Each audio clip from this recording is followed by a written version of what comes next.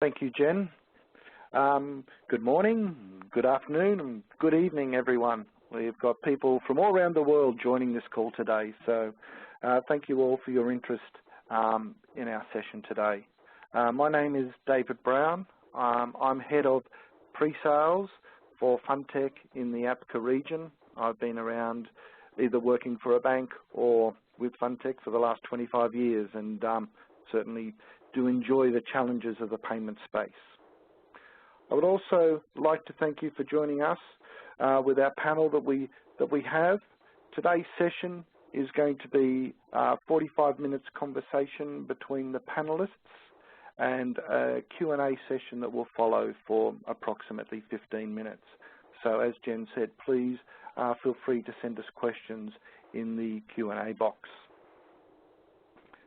So to get started, I think it's fair to say that as the pace of life has continued to accelerate and commerce has become an around-the-clock real-time reality, the process of making a payment in many parts of the world has failed to keep pace. In the 21st century, we now have the technology, the need, and the will to take payments to the next level. And our session today will discuss new schemes to help customers make payments immediately with certainty, convenience, and a lower cost.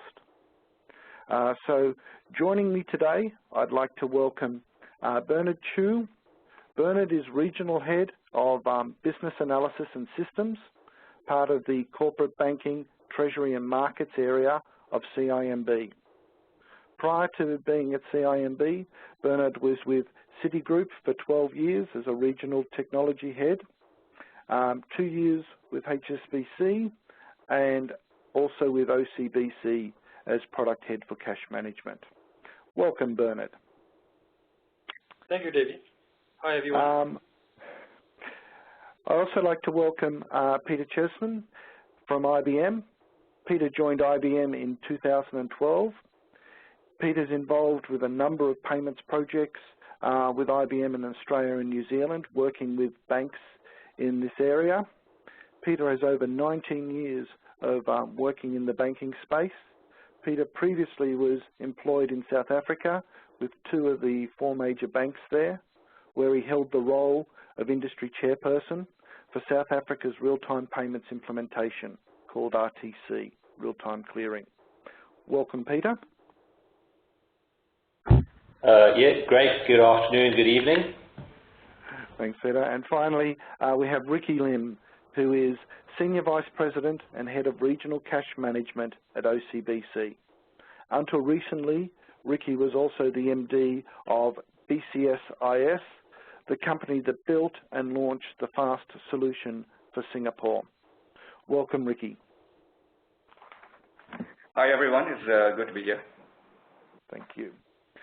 So, to kick things off, I'd like to just take a step back and remind ourselves that really before, say, 2006, when the first real-time payment schedules were rolled out in South Africa and Mexico, it was next to impossible for individual consumers and businesses to do what we now call an immediate payments funds transfer.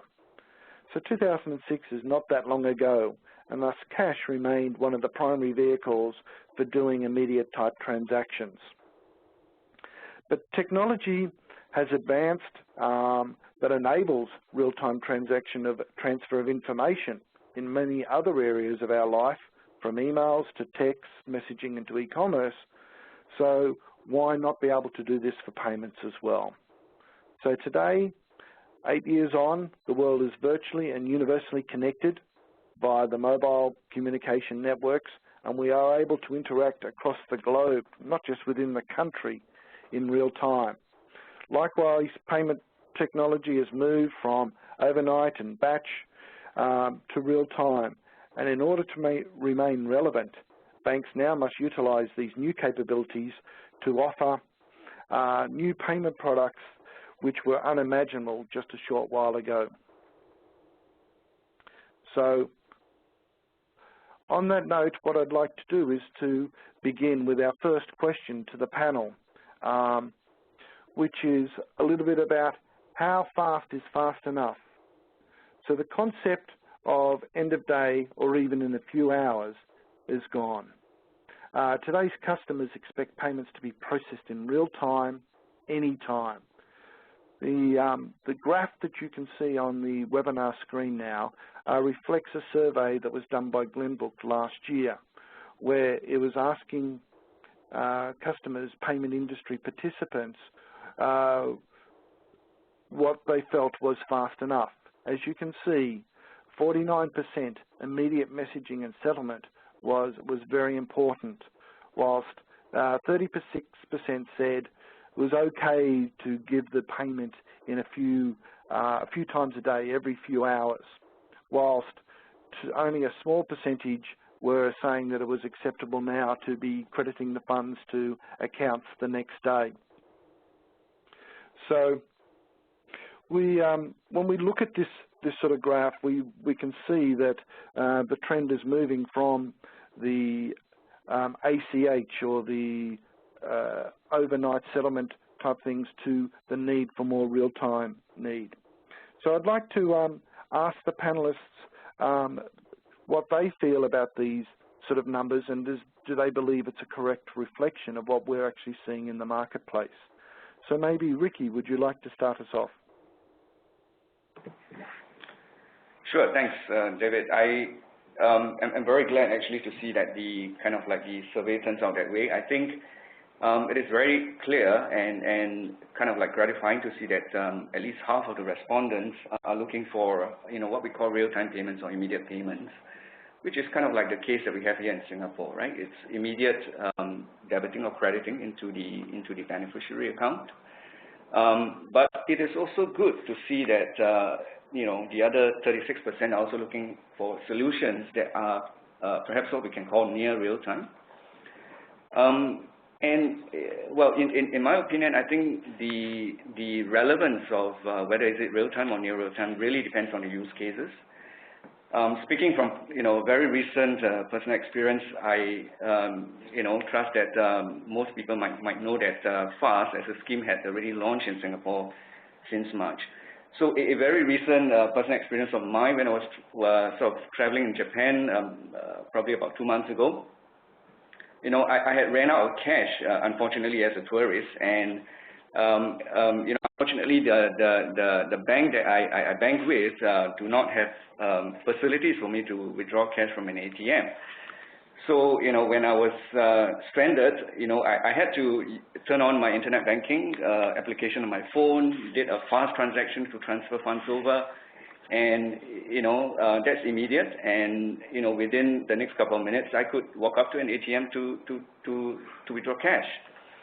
So in a situation like this, real time to me means immediate because I need the cash, right? As a tourist.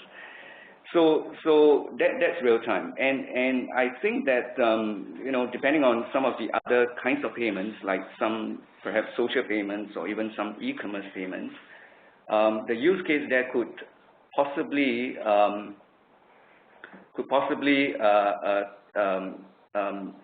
be kind of like near real time, right? Settlement could happen slightly later, perhaps a couple of hours later, and the transaction would still be good to go in that sense. So I think, if you ask me, it really depends on the use cases. Thanks, Ricky. Peter, would you like to add some observations as well from what you're seeing? Yeah, some good points from Ricky.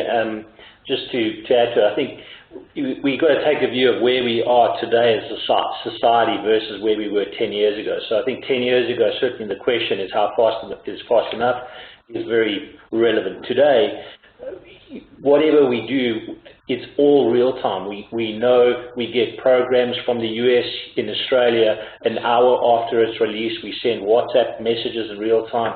So I think today society has changed that way, but that's also because of technology, and certainly technology and innovation have a direct correlation to what's happening in payments. Technology is a huge driver in efficiencies in payments, and as a result of that, what it was 10 years ago versus where it is today, you can clearly see it in various elements of the payment streams. Just as an example, in Australia, if we look at in terms of the digital economy, let's take the view that paper is non-digital and all other payment types are digital. If you take checks, for example, 10 years ago, checks represented has dropped as much as 70% in volume versus today in Australia.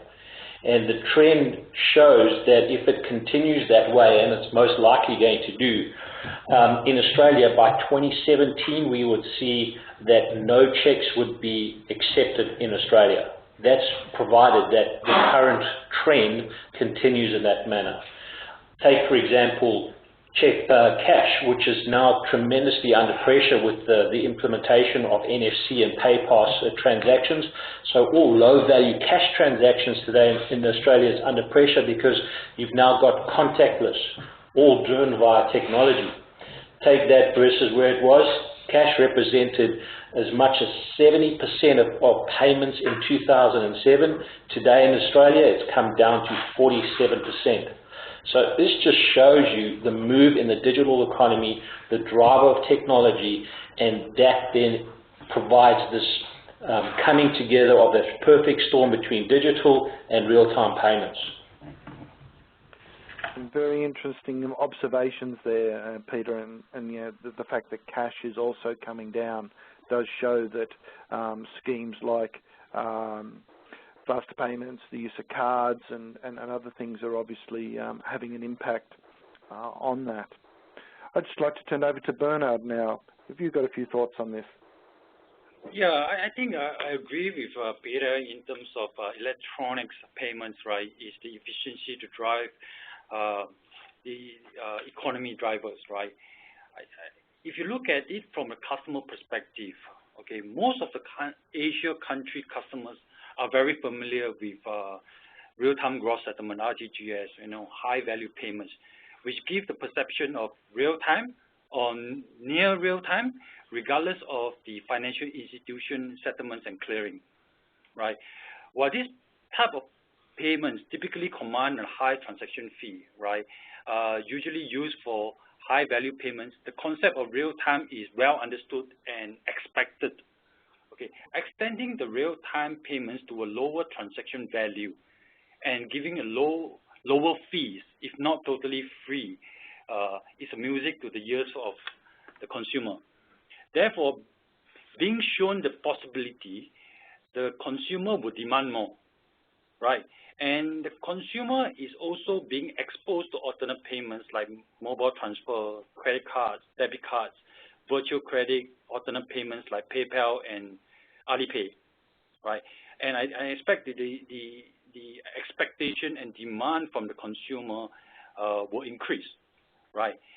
Now, the Singapore fast payment present an opportunity, not only to real-time payments, but the availability as well in terms of 24/7, and that is very attractive to the corporation, that they can, you know, collect cash or collect transaction from their customers.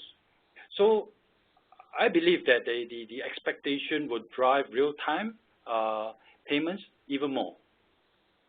Yeah, I think that's what we are experiencing and seeing out there. And you did bring up an interesting point that I guess probably leads into the next question. It was about the RTGS, and yes, that they've got the higher fees, that we're seeing that people in the past have pushed transactions through RTGS because that they need the payments to get there rather than the time that it could take through an ACH or dealing with a check or something like that. But the uncertainty with the RTGS payments is that we don't know when they're going to be credited to the customer's accounts. Many banks credit it straight away, but there's still that uncertainty as to when it will actually be credited. And if it's got poor quality information, it will then could drop into repair queues and be held for a while. But what we did notice was, and this is what I guess is interesting, is the fact that RTGS, 15 years ago and so forth, was 20 years ago, was something that was new in the marketplace. It was brought in to reduce risk payment settlement between banks and give the customers a better experience. And the take-up of RTGS systems was gradual at first, and then it reached a tipping point where a number of countries then followed suit. And most countries today now have RTGS-type systems. I guess the question comes that we're now seeing some countries in Europe, UK, as mentioned before, Mexico, South Africa, have done these immediate payment type schemes. Have we now nearly reached that point where countries around the world now are all looking to sort of see whether they need to adopt an immediate payment type scheme, a little bit like the ways of was adopted for RTGS? And maybe Peter, with your knowledge from South Africa and in general, having monitored this around the world, would you like to start us off on this?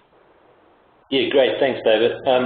Certainly, if we look at what happened in RTC, we certainly saw that banks were looking to provide a service to certainly the corporate and business segment to enable the transfer of value between their own accounts at different banks. So, because at that point in time there was no other mechanism, you started to see these low-value transactions starting to creep into the RTGS payment stream.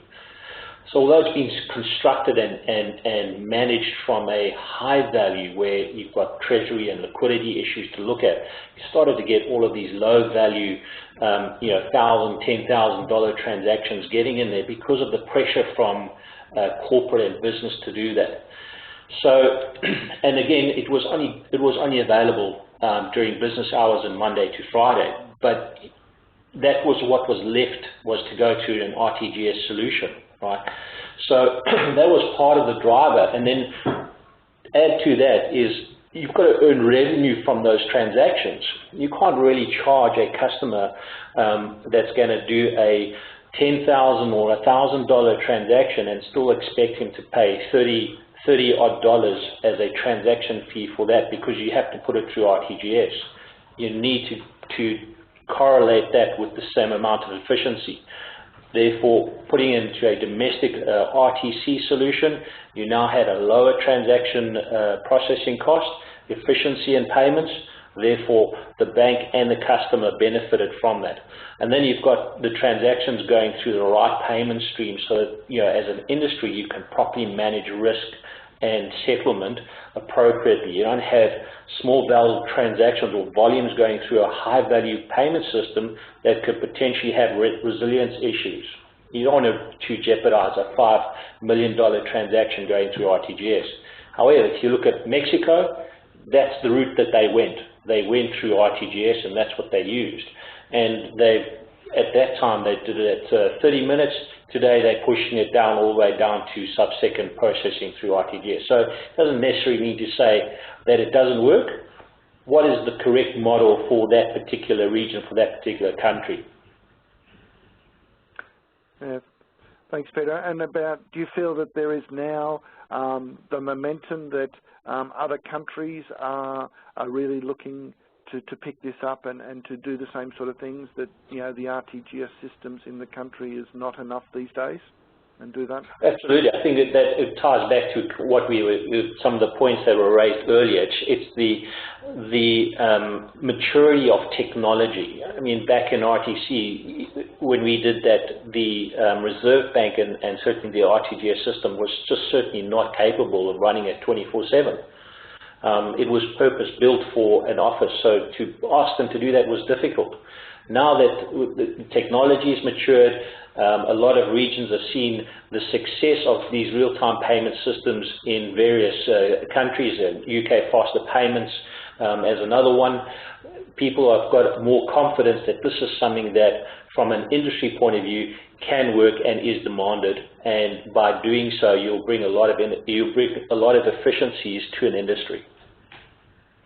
And I guess that we've seen as well, like ATMs and so forth have been something that's been available 24/7 for a long while, but we're now starting to see that banks have got core banking systems and, as you say, the technology that enables these type of transactions to credit to customers' accounts and do that sort of thing over the weekend and so forth is now becoming available. So again, the technology changes that are happening within the banks is now creating this opportunity. All right. Anything, oh, yeah, correct. Sorry, go ahead, Peter. No, I was just saying, you know, if you think about what the message format for that was an ISO 8583. That's chosen because the size of the message is relatively small, so it fitted in with that. Today, the ability to process a larger message format is a lot more attainable than it was previously, and a lot more cost effective. So, you know, adopting an ISO 2002 message format is much more palatable. Yep, and the capabilities of systems to be able to process them really does make a difference.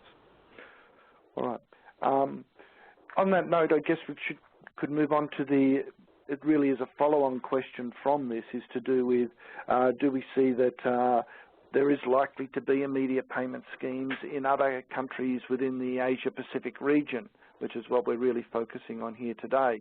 So we've seen that Singapore's announced, has gone live, and Ricky's going to talk a little bit more about that in a moment, but Australia is already planned and well down its path of doing what they're calling NPP, the new payments platform. We sort of hear rumours that Hong Kong or India, Malaysia may also be looking to do an immediate payments type thing. But I guess before we get into that, just a little bit, it's again maybe worth just touching on for a moment the definition of immediate payments, because some countries have already believe or have got immediate payment type schemes, like India has got a scheme called IMPS, Malaysia's got a sort of an FPX type scheme where consumers can make payments now and have them credit to other parties in another bank in a real-time type basis. I guess they're sometimes not included in some of the general lists out there in the industry about being immediate payment schemes. I'm not going to argue whether that's right or wrong, but I guess an observation would be that they've tended to be solutions that have gone through an ATM-based system for doing this, so there is considered some constraints around that to do with the ATMs, but it does provide a service to both the sending party and the beneficiary of the transaction, whereas when you look at the schemes like being put in South Africa, the UK and Singapore, where they've gone and built generally sort of new schemes where they've developed some new ways of handling and dealing with different types of messaging, and the way the banks interact with that is not quite the same as using an ATM. So we're seeing that the banks, or some of these countries have gone and done this, I guess, because they feel this way they can get a better uptake across more of the areas within a country and offer more people and consumers, because it's not just the consumers but also the corporates that need access to doing these types of payments. So I guess to throw it over to Bernard, have you got some views on what you think might be happening here in this space to do with the other countries in that looking to do immediate payment type transactions? Yeah, thanks, David. You know, from my perspective, right, I understand that there's quite a lot of activity in the region, okay, on real-time or near real-time payments, settlements, clearing systems, right? I mean, a number of countries are upgrading their clearing platforms, the payment platforms like China, Japan, Korea, that's already have a near real-time settlement systems. Not the clearing part, but they present the opportunity for customers to clear, right? And you mentioned India. Now, nearer to home, right, in Singapore, we have the fast payments and Malaysia FPX platforms. Right. I think with the success of Singapore Fast and the opportunity of having the systems and the clearing systems up and running 24/7 other countries are definitely looking at the possibility of upgrading and maybe even leapfrog their current payments and settlement systems. Personally, I see that there are three general group of activities, right? Well, on the emerging market side, like Cambodia, Myanmar, they have the possibility to adopt a quantum leap, okay, from their current very basic systems to real time, right? Obviously, I think the central banks directions and the willingness and the real strength is the questions whether they will actually adopt that. The second groups, okay, are the more mature markets like Hong Kong or even Australia, right, where the payment system is also their key financial competitive advantage in the region. And I would more inclined to say that these countries or markets, right, will be very much looking at Singapore's success and to replicate that, right, and to keep up with their competitive advantage. Now, there's another group of countries that may adopt an incremental approach to achieve a near real-time settlements and payments. Okay, so these countries are typically large and you know it will take them time to do it, right? So all in all, right, I think it's going to be a very interesting decade for Asia payments, okay, and for ASEAN particularly, right, the ASEAN 2015, where the central bank is looking at the working committee for payment and settlement system. It will be interesting to see what they actually came out as a concerted result. So I guess on that side there, Bernard, that would be for not only what the smaller countries, the 10 countries that are part of the ASEAN group, how they might be able to move towards some sort of things to do with payments within the country, but also how they, between the countries, they might have to be able to interact with each other and do payments in a much faster mode than what they're doing today. That is definitely one of the discussion point in the ASEAN 2015, the working group, right? I have not heard any concrete plan of inter-country connectivity, but that's definitely the direction. Okay, I think that'll be an interesting space to watch as we move forward. Maybe, Ricky, would you like to share some thoughts on this as well? Well, I think the fact that Singapore has gone ahead augurs well, I think, for the region as a whole. I think speaking from Singapore's perspective is clearly a evolutionary step forward. Our current clearing infrastructure has been there for the last 23 years. And I think this kind of like set the pace for the rest as to how each market will evolve and develop. I think that is largely going to be, the core of each country as to where their state of development, as to how they perceive, e-commerce, how they perceive retail payments developing within the market. So I don't think there's going to be any kind of a prescriptive way in which how we can frame each market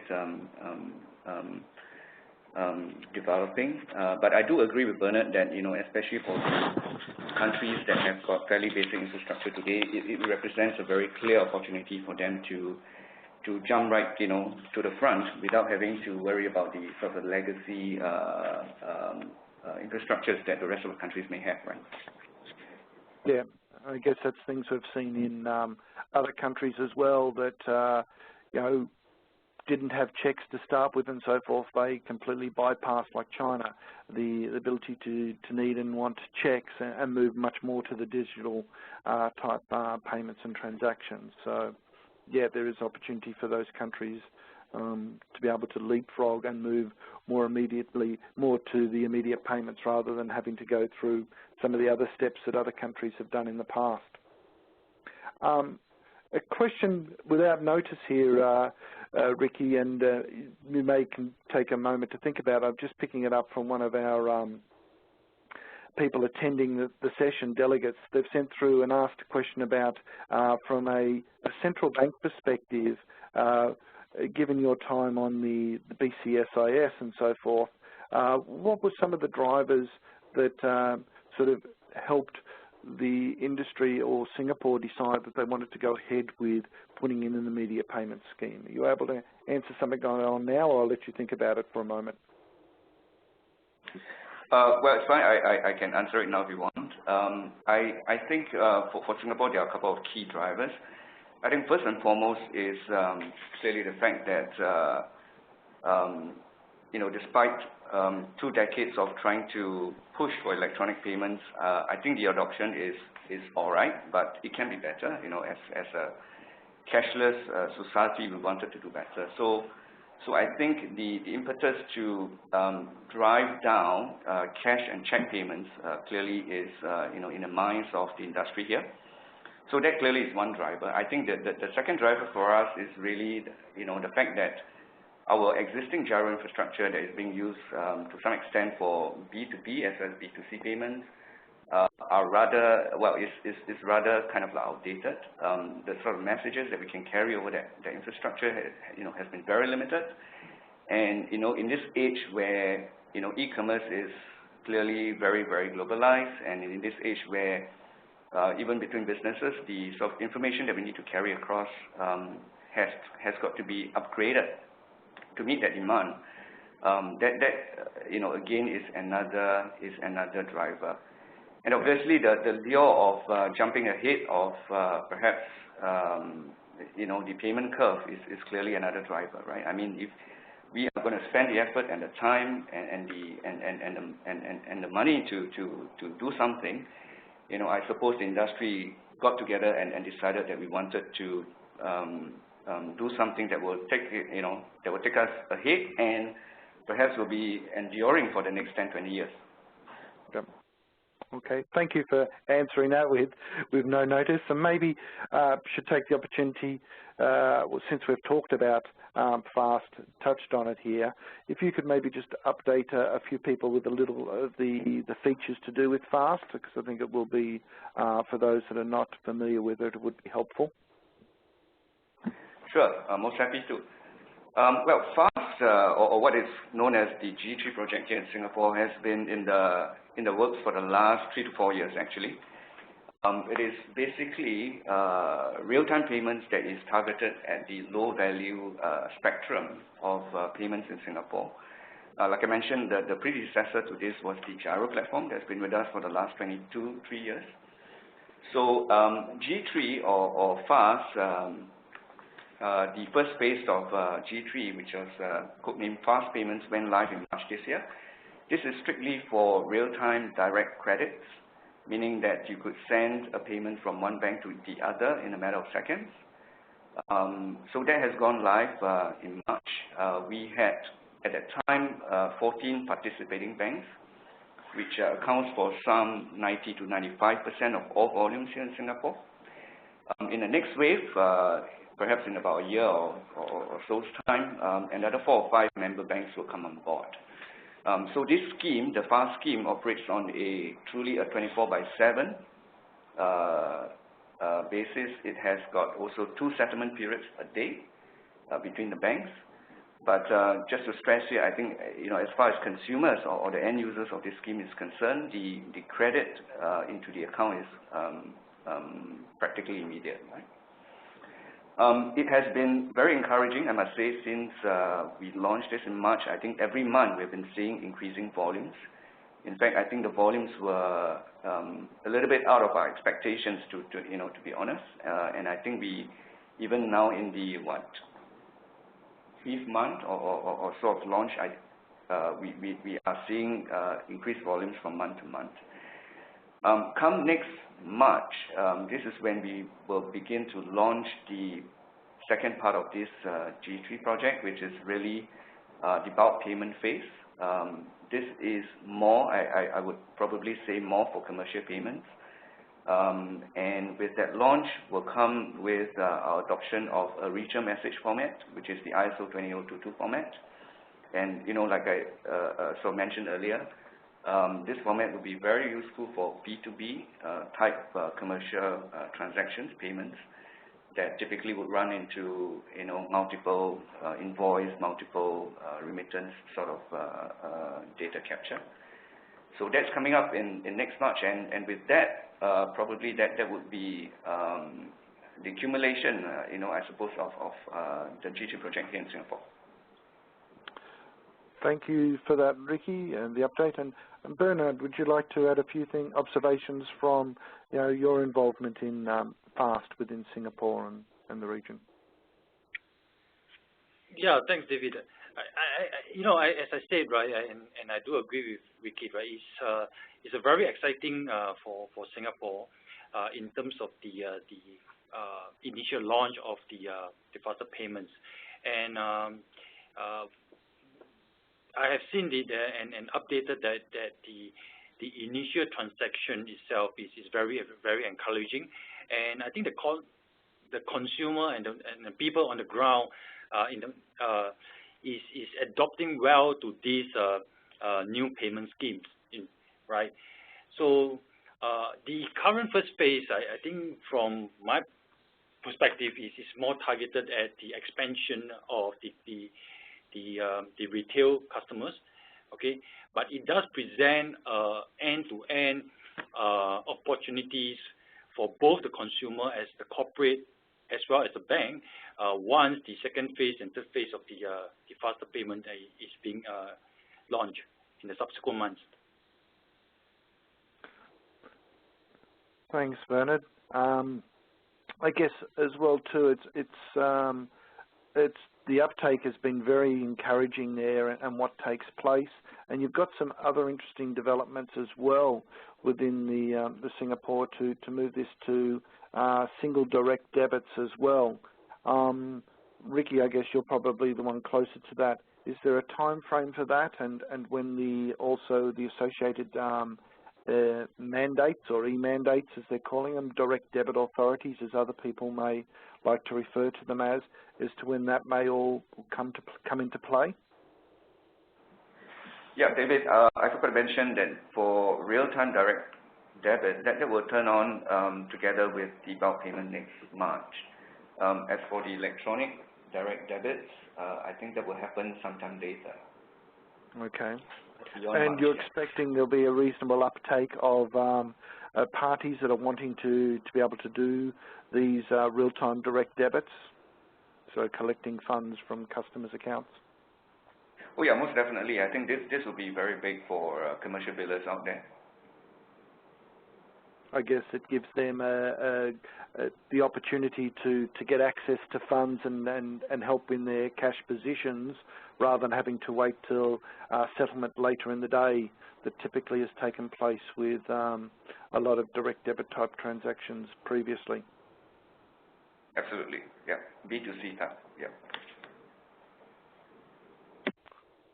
All right. Maybe just to sort of wrap up on the discussion to do with the faster payments or the fast payments in Singapore. There's also talk about multi-currency and cross-border, and we've already touched on the cross-border payments in one of our previous questions there, and how that will be of interest. But these are formally sort of, I guess, part of the vision that Singapore has put out to the market. Are you able to share anything on these, Ricky or Bernard, as to what's taking place there?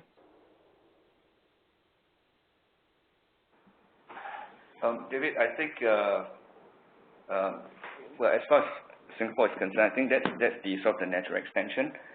I think the original concept when this was first raised or discussed within the industry is that clearly Sing dollar as a domestic currency, this will be the first to go. The next obvious step, in line with that, what the RTGS systems are developing would be to look at multi-currency. And I think that is clearly still on the radar as far as Singapore is concerned.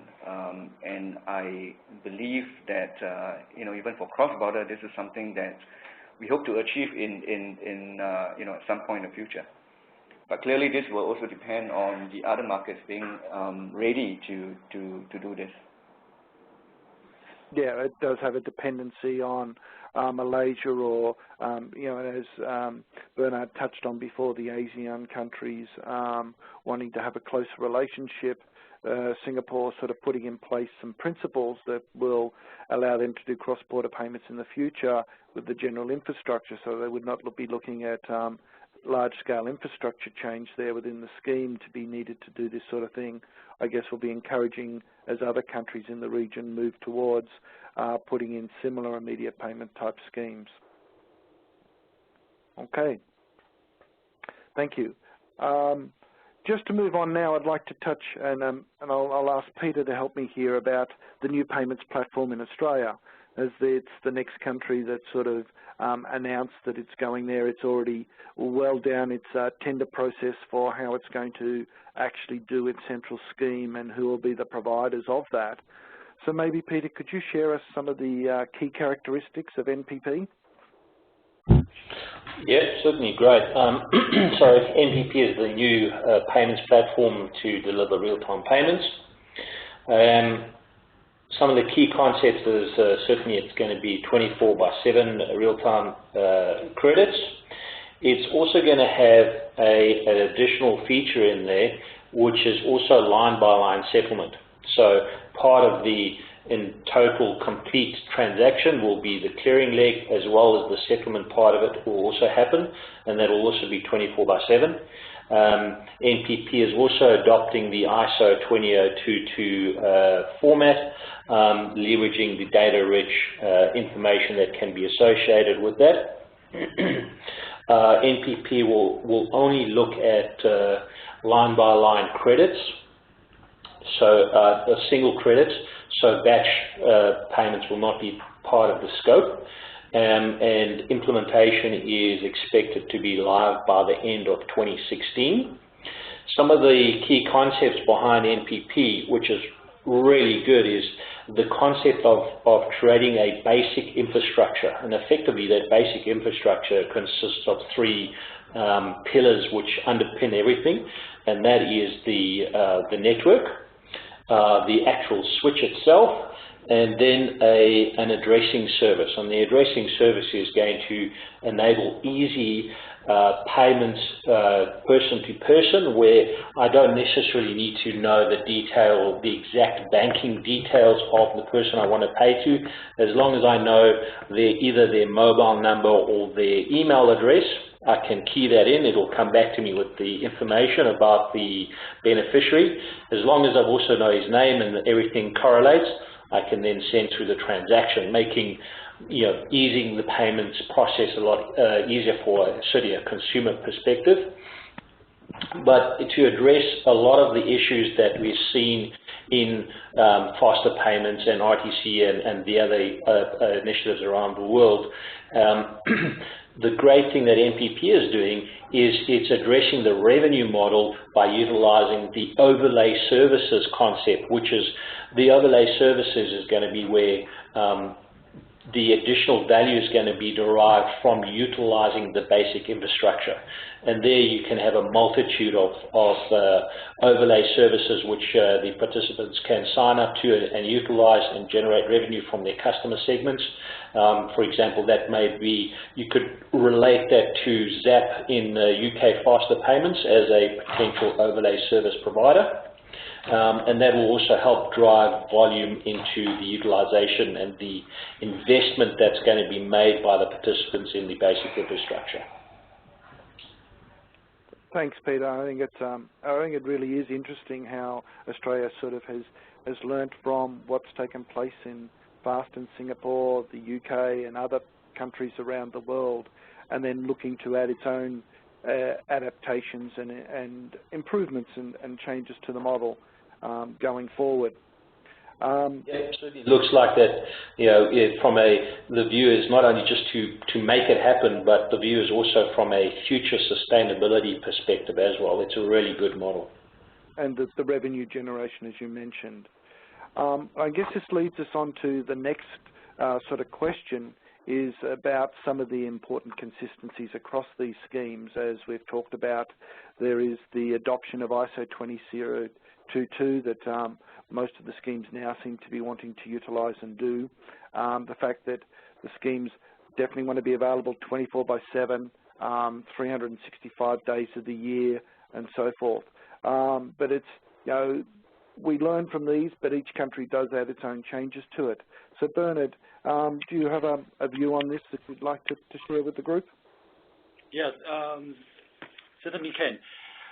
I think before we look into the systems and scheme specific, right, I think let's remember that the payments and settlement systems need to be increasingly market-oriented, right? It is important to look at it, right, from the customer perspective as well as the beneficiary needs and requirements, right? Customers need to have the trust, right, which is key importance for all transaction payments, that their electronic payments are secured and transacted successfully to where they intended to, right? And for beneficiary, it's important for the payment advice, notification, and information for reconciliation. Both of these, right, real time will be ideal, right? Extending to the needs and requirements to cross-border payments and trade settlements, this information, right, as opposed to data transfer, is utmost important, right, to the user of the payments and settlement systems. Therefore, the underlying infrastructure can be successful in handling the migration of customers' information, right, from one scheme to another, may have sufficed, right, to meet the requirements. Now, it may not be realistic to expect or demand same or similar infrastructure to be implemented in as diverse market environment as Asia. Okay. However, as what Peter has been stressing, right, the technology has been advanced to be able to overcome these technical differences. Therefore, I would say that, right, we having a different scheme will not necessarily be a no-no to allow cross-border transactions, right? But I think we need to look at the whole ecosystems itself, right? The infrastructure, okay, that we have been talking about, the systems as well as the scheme, right, form the foundation of the payments and settlement clearing, all right? The key success of the infrastructure is the value add to the customers, be it retail or corporate customers. I think the banks and the financial institutions need to continue to innovate to be a value-added agent to this infrastructure, right? And I think that Ricky will be able to stress to highlight a number of innovations that the different banks in Singapore has been leveraging on the fast payments. So that's why I think that in Asia itself, we will continue to see different schemes, but I'm exciting to see how all these schemes come together in the payment space. Excellent. Thanks, Bernard. Ricky, have you got any points you'd like to add to that as well? Yeah, I mean, my short answer to this really is that I don't think we can be really prescriptive about how each market will move, down this path. I think it really depends on the different market dynamics, the different infrastructure, the different client demands within that market. So if you ask me, there's no right model. Each country has to decide what makes sense to them. Yeah, I think that's the general view. Peter, would you agree with that? Yep, absolutely would. Yeah. I think the challenge comes in terms of the different schemes and how you apply it and the right model is the revenue and the sustainability of that for that particular region. Yeah. Given the essence of time, I might skip over the next sort of question and maybe, just raise one other thing around this topic that I'm sort of getting some questions from people in the audience here is two main things is to do with fraud and the risk associated with doing real-time payments. So by doing things real-time means parties get credited with the funds straight away, and they've got the opportunity then to take and use those funds, and therefore opening it up to the possibility of fraud or other risk-type activities. Is this something that, as an organisation, Ricky and Bernard, that you've looked at and sort of feel that you can comment on here at the moment?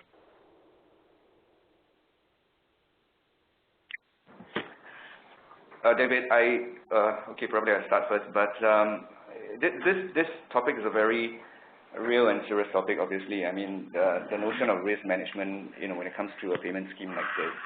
I think first off is that, one must remember that this is a low-value payment to start off with.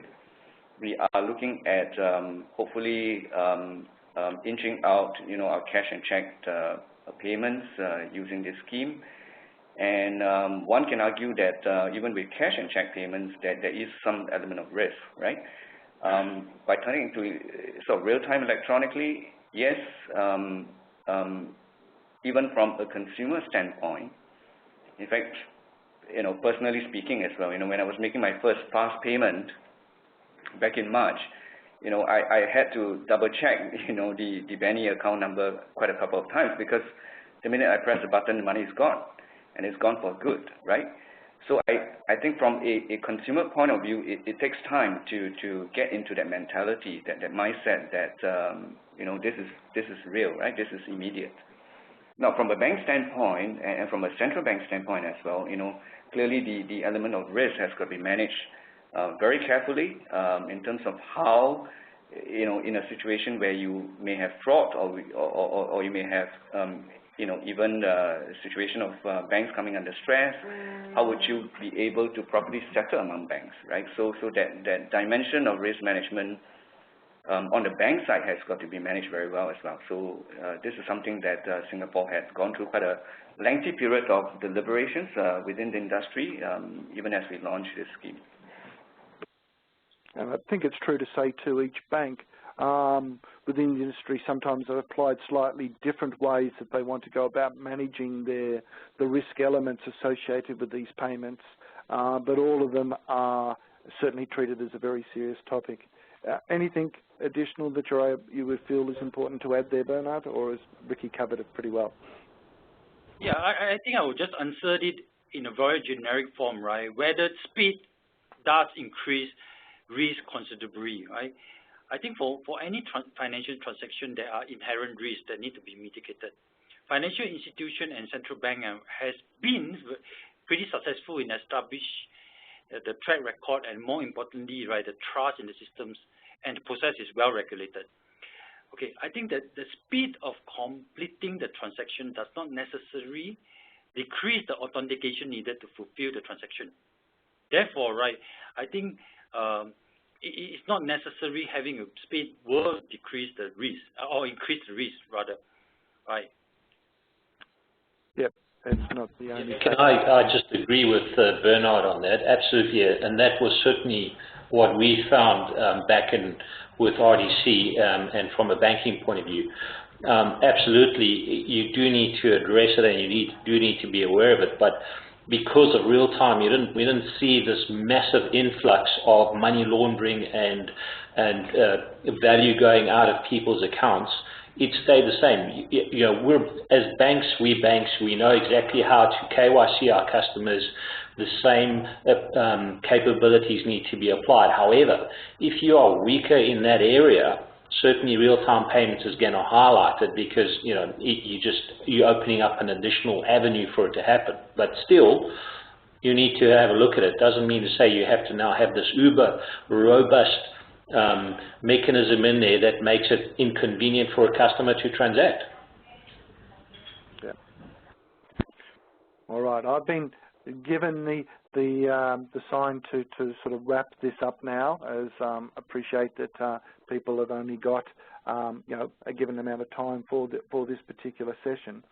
I just very quickly looking through some of the questions that have been raised during the session. We seem to have answered some of those through the course of what we've talked about. There's certainly many more and some more detailed type questions that have come up there. There are questions about fees, and the comparison of fees against RTGS is quite obvious that the immediate payments is lower, but when you compare that to ACH type transactions, which are often free or only very, very small cents to do that, is one of the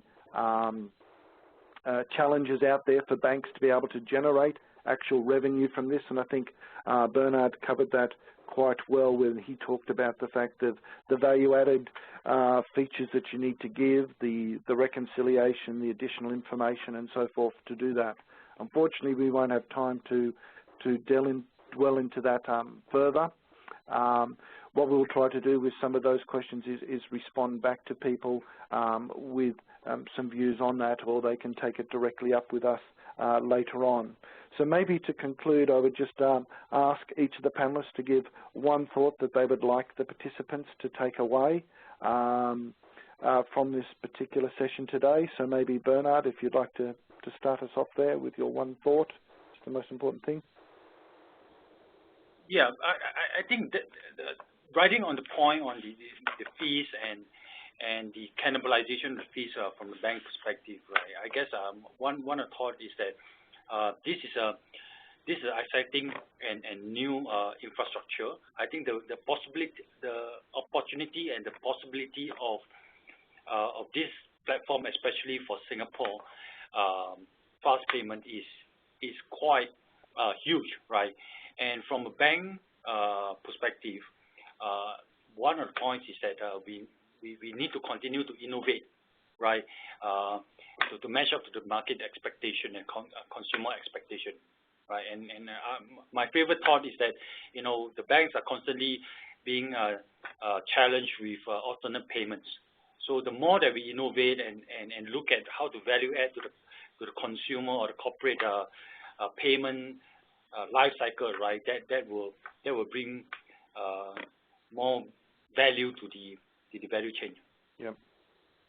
Thanks, Bernard. And Peter, your one view.